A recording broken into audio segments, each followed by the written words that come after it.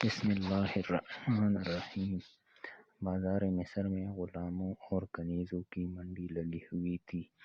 اور اس میں مختلف نسلوں اور ملکوں سے تعلق رکھنے والے ہنرمند اور غیر ہنرمند، تربیت یافتہ اور غیر تربیت یافتہ، خوبصورت اور بدصورت، ذہین اور غبی، اور کالے گورے غلاموں اور کنیزوں کی بولیاں لگ رہی تھی۔ جاگیردار اپنے تجارت، صنعت کار اور سرکاری افسران اپنی اپنی ضروریات کے مطابق ان سے خرید کر لے جا رہے تھے۔ اگر کسی کو زمین پر کام کرنے والوں کی ضرورت تھی تو وہ لمبے تڑنگے حبشی غلاموں کو خرید رہا تھا۔ اگر کسی کو اپنے سامان تجارت فروخت کرنے کی ضرورت تھی تو وہ تربیت یافتہ رومی غلاموں کو خرید رہا تھا، اور اگر کسی کو صنعت و حرفت سے غرض تھی تو وہ ہنرمندوں کو خرید رہا تھا، اور جس کسی کو اپنی مجلس رکھنے کی ضرورت تھی تو وہ خوش شکل اور خوش آواز مصریوں کو خرید رہا تھا، اور جس کسی کو گھریلو کام کاج کی ضرورت تھی تو وہ غبی اور بدصورت غلاموں کو خرید رہا تھا۔ اسی عالم میں سوڈان کا کوئی تاجر اپنے ملک سے 2 غلام فروخت کرنے کی غرض سے بازار مصر میں داخل ہوا تو اس کے دونوں غلاموں کی نگاہ شہر کے پر رونق بازاروں پر پڑی۔ ان میں سے ایک نے اپنے دل میں یہ خواہش کی کہ کاش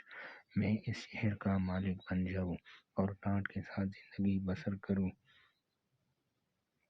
دوسرے نے خواہش کی کہ کاش مجھے یہ ہوٹل والا ہی خرید لے اور میں آٹا گوندھ کر تنور پر روٹیاں لگاؤں اور سالن تیار کروں،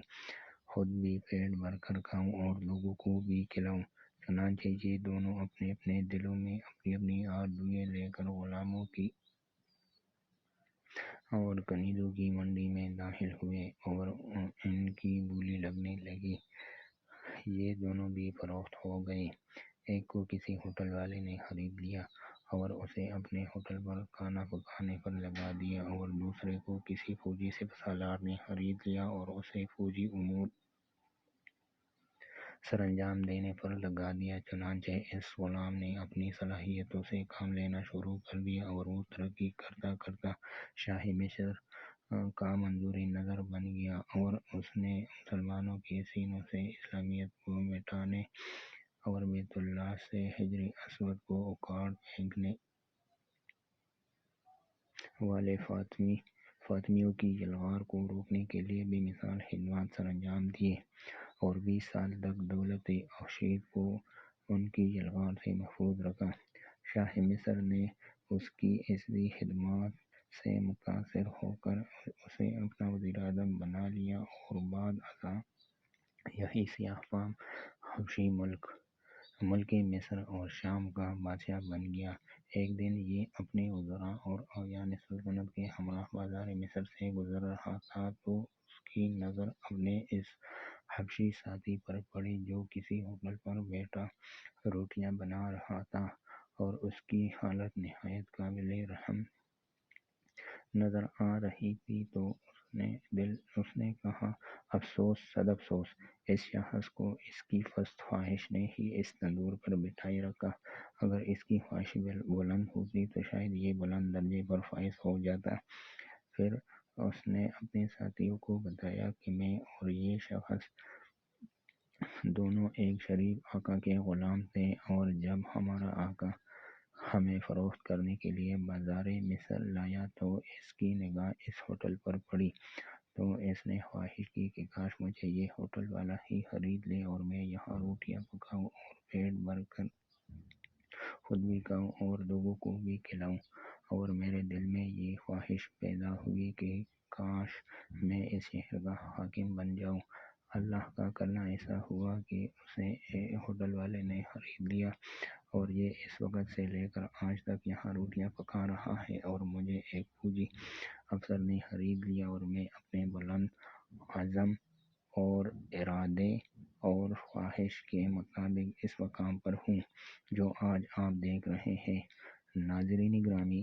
آپ کو علم ہے کہ اس حبشی غلام کو شاہ مصر بننے کے بعد خوش آمدید کس نام سے پکارتے تھے؟